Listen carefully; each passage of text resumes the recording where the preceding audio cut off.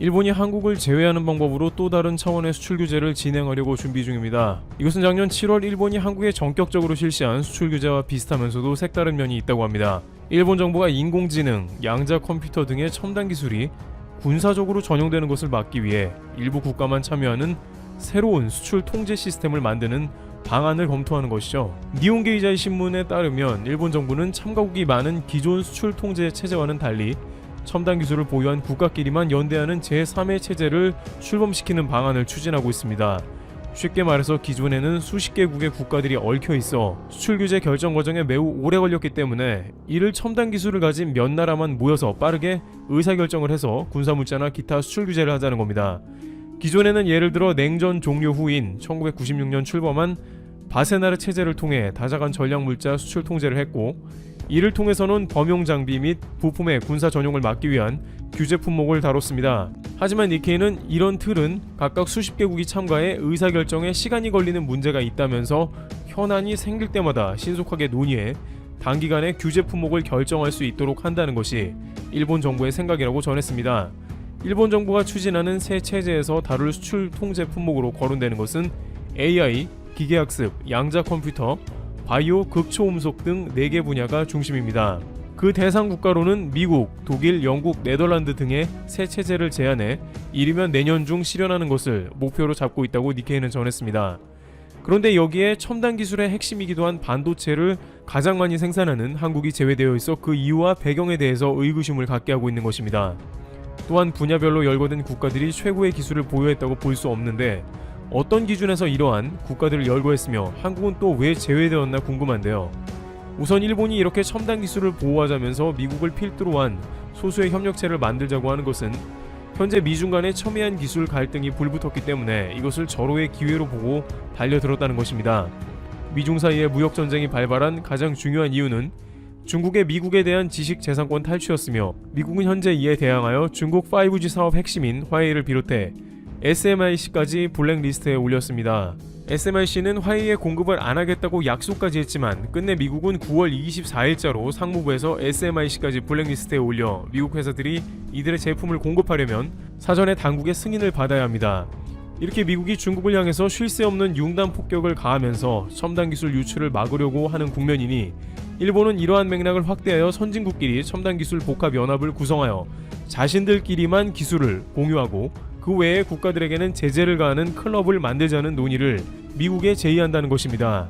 미국은 중국 때문에 첨단 기술 유출 방지에 관해서 어느 때보다 예민하고 중요함을 강조하는 흐름이라서 기술 첨단 공동체를 만들자는 일본의 제안이 미국을 더욱 설득할 수 있을 것이기 때문입니다. 그런데 아무리 그렇다고 하더라도 글로벌 많은 기업들, 특히 미국 기업과도 다수 파트너십을 맺은 한국을 첨단 기술 클럽에서 언급하지 않은 것은 일본이 한국을 의도적으로 제외한 게 아닌가 하는 의심이 생깁니다. 특히 이러한 클럽을 만들면서 군사정용 물질에 대한 수출을 자제해야 한다고 언급한 것은 작년에 한국의 수출 규제를 한 것과 똑같은 이유이기 때문에 한국 입장에서는 영 개운치가 않은 것입니다.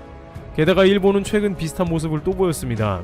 도널드 트럼프 대통령이 G7을 G11으로 확대하여 한국을 가입시키자며 문재인 대통령에게 전화까지 했는데 일본에서 이를 결사반대하면서 무마시킨 것입니다. 그러면서 미국에는 한국은 친중국가라서 안 된다며 한국의 입성을 저지하는데 외교 총력을 다했습니다. 최근 일본 포털 사이트를 보면 북한 관련한 기사가 나올 때 한국은 공산주의 국가로 변모하고 있으며 중국과 밀월 관계를 가지려는 레드팀에 속하고 있다는 댓글이 베스트에 선정되면서 느닷없는 한국이 사회주의 국가로 변모한다는 여론몰이를 하고 있습니다. 결국 첨단기술 연합체를 구성하며 한국을 제외할 때 중국을 거론하는 것은 미국에 통한다는 것입니다. 또한 일본에서는 한국이 가지는 반도체 최고 지위를 일본이 되찾아야 한다는 주장이 계속 나오고 있습니다. 일본 정부는 미래 산업을 위해서 첨단 반도체 사업을 일본으로 끌어와야 한다고 주장하는 상황입니다. 그렇지만 일본이 예상한 대로 전 세계의 기업들이 일본 의도대로 움직일지는 지켜봐야 합니다. 아무리 국가 간의 협약체라도 최상의 기업들의 뜻은 전혀 국가의 뜻과는 다를 수 있기 때문입니다. 한국을 배제하고 미국과 함께 반도체 천하는 물론 첨단 기술 집약체를 추진하겠다는 의도를 보였으나 오히려 최근 한국에는 정반대 일들이 일어나는 것입니다. 세계 굴지의 기업들은 일본의 수출 규제에도 불구 계속해서 한국행을 택하고 있다는 것이죠. 세계 최고 글로벌 과학 및 화학 회사인 머크는 한국의 첨단 기술 개발 센터를 개설했다고 밝힌 상황입니다. 머크는 반도체 솔루션 등을 담당하는 사업 부분에서 각종 기술과 연구시설을 한국에 짓기로 했는데, 이는 삼성전자나 하이닉스 등이 글로벌 반도체 허브이므로 국내 기업의 부품 등을 적극 활용하기 위한 것입니다. R&D 센터라면 한국에 붙어서 주요 제품을 연구하고 개발하는 것이 가장 효율적이라는 판단입니다. 머크는 또한 바이오 화학 기술 분야도 연구 중인데 이미 한국에 한국생명과학본부 연구소를 설립했습니다. 생명과학 분야를 연구하는 데 있어서 기능성 소재 부분과 기타 기술들을 한국과 협의하기 용이하다는 것입니다. 독일 최고 기업이 이미 한국과 다양하게 협력하면서 그들의 주요 연구기관을 한국에 세우고 있습니다. 그런데 일본은 독일까지 묶어서 첨단 기술을 자기들끼리만 공유하자는 극소수 그룹을 만들자는 주장을 하는 것입니다. 물론 일본을 비롯해서 소수의 국가들이 가진 기술이 존재할 수는 있습니다만, 이와 같이 다양한 기술을 가진 다국적 기업들이 공존하며 서로 협력하는 시대에 배타적으로 따돌림을 하며 소수끼리 뭉치자는 것은 앞선 미래 시대에서 더욱더 자신들을 고립시킨다는 것이죠. 또한 독일은 물론이고 미국은 더 많은 회사가 있습니다. 세계 3위 반도체 장비업체 램 리서치는 경기도에 연구센터를 설립하려고 건축을 시작한 상황입니다.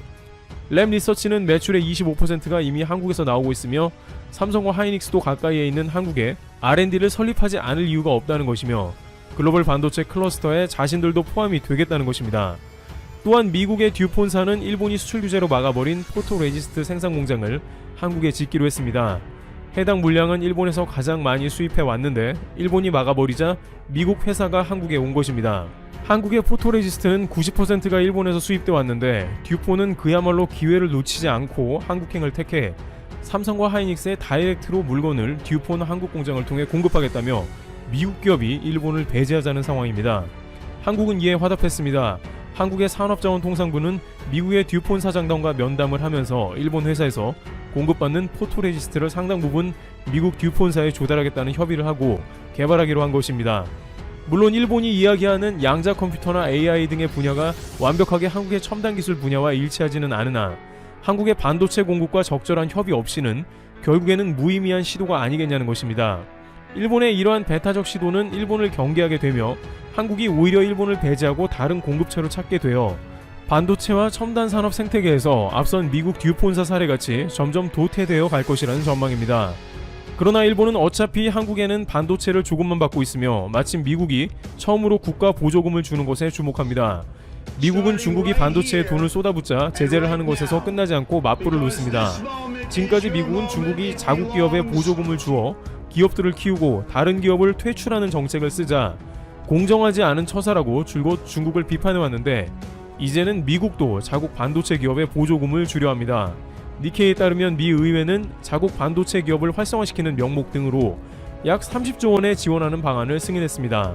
이것은 명백하게 중국의 첨단 산업을 완전히 고사시키겠다는 의도도 포함되어 있는 데다가 반도체 생산으로 앞서 있는 한국과 대만 등에도 적지 않은 부정적 영향이 끼칠 것으로 보입니다.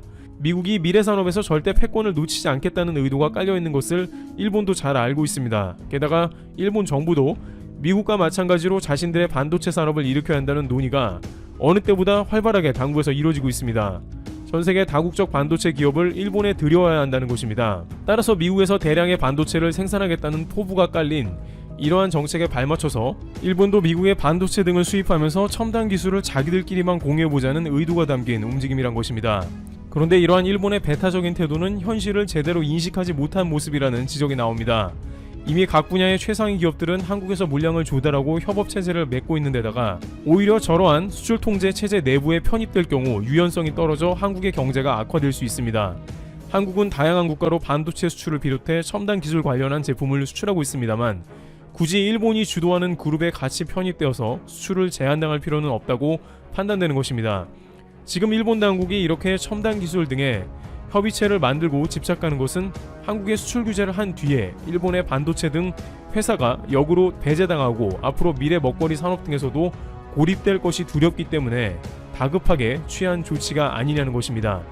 다만 이것이 또 다른 국제 갈등으로 번질지 우려가 되고 있습니다. 일본이 미국, 독일, 영국 등의 소수 연합체를 탄생시킨 후 한국에 또 다른 차원의 군사물자 전용 등의 이유를 적용해 제2의 수출 규제를 자행하면 안 되기 때문입니다. 그러나 한국은 대부분의 미국 규제를 따르고 있으며 미국의 화웨이나 SMIC를 제재해 오히려 삼성이나 하이닉스가 반사이익을 볼 가능성도 매우 큽니다. 그렇다면 한국은 반도체 분야가 오히려 더욱더 성장하며 점유율을 늘려나갈 것으로 판단됩니다. 수출 규제를 자행한 지 불과 1년도 안 돼 또 다른 형태의 수출 통제를 해보자고 나오는 일본의 귀추가 주목되고 있습니다.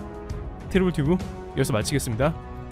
감사합니다. 디스플레이 부문의 저조한 실적 탓에 삼성전자 베트남 법인의 매출과 이익이 모두 감소했다. 베트남 전체 수출 물량의 30%에 육박하는 삼성의 부진을 두고 현지에서도 우려가 커지는 분위기다. 특히 최근 코로나19 사태로 인해 한국에서 파견된 약 700여 명이 이르는 삼성 디스플레이 인력이 발이 묶이게 되면 피해는 더욱 커지게 된다. 11일 베트남 현지 매체에 따르면 삼성전자의 4개 베트남 법인인 삼성방린, 삼성타이무이엔, 삼성디스플레이, 삼성 SEHC의 2019년 전체 매출이 658억 달러를 기록, 전년 대비 13억 달러 감소했다. 이익은 47억 달러로 전년 대비 2억 달러 감소했다. 삼성 베트남 법인 이익은 2년 연속 감소세다. 특히 삼성전자 베트남 법인 중 디스플레이의 2019년 이익이 전년 대비 38억 달러 감소한 143억 달러에 그쳤다. 이는 베트남 삼성전자의 부진한 실적의 주요 요인으로 작용했다. 핸드폰 제조업체인 삼성타이무이엔의 매출은 전년 대비 9% 증가한 282억 달러지만 삼성백린의 매출은 192억 달러로 3억 달러가량 줄었다. 가전제품 제조업체인 SEHC의 매출은 10% 증가한 40억 달러다. 삼성의 실적 부진은 베트남의 우려로 이어졌다. 베트남 수출의 30%를 담당하고 16만여 명의 현지 인력을 고용하고 있는 최대 기업인 만큼 일거수일투족에 관심이 쏠린다. 특히 베트남 내 코로나19가 확산되면서 한국 삼성 디스플레이 인력 700여 명이 베트남으로 입국하는데 이들이 격리될 경우 양국의 피해가 막심할 것으로 전망돼 우려를 더하고 있다. 지난달 29일부터 베트남 정부가 한국에서 입국하는 모든 이들에 대해 예외 없이 2주간의 시설 격리를 결정한 상태다. 현재 박노환 주베트남 한국 대사와 직원들이 이 문제를 풀기 위해 노력하고 있지만 쉽지 않은 상황으로 전해진다. 이들이 격리 조치에서 예외를 인정받지 못하고 14일 간발이 묶이면 양국 경제에 공동의 피해가 발생할 것으로 예상되고 있다. 더구나 삼성은 지난 6일 경북 구미 사업장 내 코로나19 확진자가 다수 발생하자 구미 공장에서 생산하던 프리미엄 스마트폰 물량 일부를 한시적으로 베트남 공장에서 생산하기로 결정했다. 이에 따라 현지 공장 간 유기적인 수급 관계가 더욱 중요해진 상황이다. 한편 삼성전자는 베트남에서 4개 제조업체 외에 전자제품 유통회사를 운영하고 있다. 2억 2천만 달러를 투자해 하노이에 R&D 센터를 짓고 있기도 하다. 삼성 SDI, 삼성 일렉트로닉캐닉스, 삼성 SDS, 삼성 엔지니어링 등 삼성그룹의 다른 계열사들도 베트남 법인을 운영하고 있다. 로이터 통신에 따르면 베트남 산업통상부는 21일 코로나19 사태로 자동차, 전자제품, 휴대전화 생산업체들이 중국으로부터 원부자재를 수급하는 데 어려움을 겪고 있다고 밝혔다. 산업통상부는 또 삼성전자가 선박과 항공기를 통해 필요한 부품을 수급하는 방안을 검토하고 있다면서 이는 비용을 증가시키고 생산 수요와 일정을 맞추기 어렵게 할 것이라고 우려했다. 그러면서 베트남 전자산업협회 보고서를 인용해 앞으로 한 달에서 한 달 반 안에 코로나19 사태가 끝나지 않으면 재고가 바닥나 TV와 휴대전화 생산량이 급격히 줄어들 것이라고 전했다. 이 같은 우려는 코로나19 사태로 육로를 통한 중국산 원부자재 수입에 상당한 차질을 빚으면서 특히 전자와 자동차 제조업종이 타격을 받는 상황에 따른 것으로 풀이된다. 이에 대해 삼성전자 베트남 법인 관계자는 연합뉴스 특파원과 통화에서 중국에서 육로를 통해 수입하던 부품이 원활하게 공급되지 않아 이미 일부를 선박과 항공기를 이용해 들여오고 있다면서 당장 큰 문제는 없다고 말했다.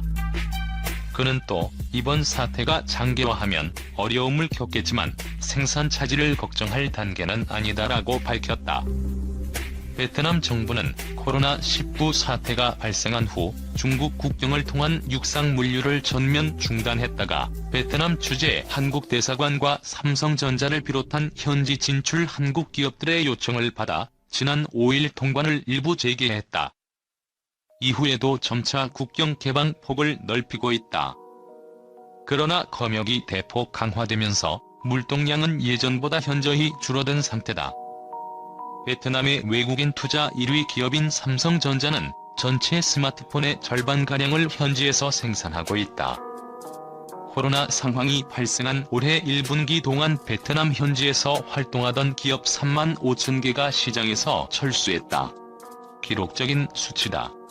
이 추세라면 6개월 안에 시장에서 활동하는 기업 절반이 사라질 위기에 처했다. 13일 베트남 현지 매체들에 따르면 베트남 상공회의소 부띠엔록 회장은 지방정부와의 온라인 회의에서 코로나 악재 속에서 경영활동을 이어가고 있는 베트남 기업들에 대한 평가 결과를 공유했다. 일단 첫 3개월간 3만 5천 개 기업이 시장에서 사라졌는데 이는 수십 년 만에 신규 등록보다 시장 철수 기업이 많아진 케이스다. 결론적으로 질병이 자국 내에서 대유행 단계에 들어서면 기업의 절반이 6개월 내에 사라질 것으로 예측됐다. VCCI가 지난 3월 말과 4월 초 실시한 조사 결과 기업의 85%가 소비 시장이 크게 감소했다고 답했다. 또 60%는 자본 부족 상황에 처했으며 40%가 현금 흐름이 줄어들었다고 응답했다. 기업들은 원자재 부족 현상을 겪고 있으며 43%가 일이 없어 노동 규모를 줄여야 한다고 설명했다. 2019년과 비교해 기업의 82%가 매출 감소를 예상했는데 30%의 기업이 30에서 50% 사이의 매출 감소를, 22%는 절반 이상 매출이 떨어질 것으로 답했다. 기업의 75% 이상은 인력 규모를 줄여야 하는데 10% 정도는 절반 이상의 인력 감소를 예상했다. 단지 1%의 기업만의 인력 규모를 증가시키겠다고 응답했다. 결국 향후 몇 개월 동안 수백만 명의 근로자가 일자리를 잃을 위기에 처했다. 하지만 기업의 73%는 위기에 처한 근로자를 위한 적절한 정책을 가지고 있는 것으로 조사됐다. 이들은 근로자를 줄이지 않는 대신 유연근무시간 적용, 재택근무 등 탄력적인 근무제를 시행할 것이라 답했다. 기업의 약 20%만이 노동력 감축, 계약 해지를 시행할 계획이 있으며 21%의 기업들은 임금 삭감을 시행하겠다는 입장이다. 한편 VCCI는 기업들을 위한 몇 가지 지원 정책을 정부에 제안했다. 신용 패키지 형태로 부채 조정, 대출금리 감소, 수수료 감소와 같은 현재의 정책에 추가로 신규 대출에 대해 2에서 3%의 추가 인하를 제안했다. 동대출의 경우 4에서 5%, 달러 대출은 2에서 3%의 추가 금리 인하를 제안했다. 또 노동정책과 관련해 2021년 최저임금 조정은 하지 말자고 제안했으며 정부가 올해 실업보험료를 1%에서 0.5%로 낮추고 노동조합 지불금을 2%에서 1%로 인하하는 제안을 국회에 제출했다.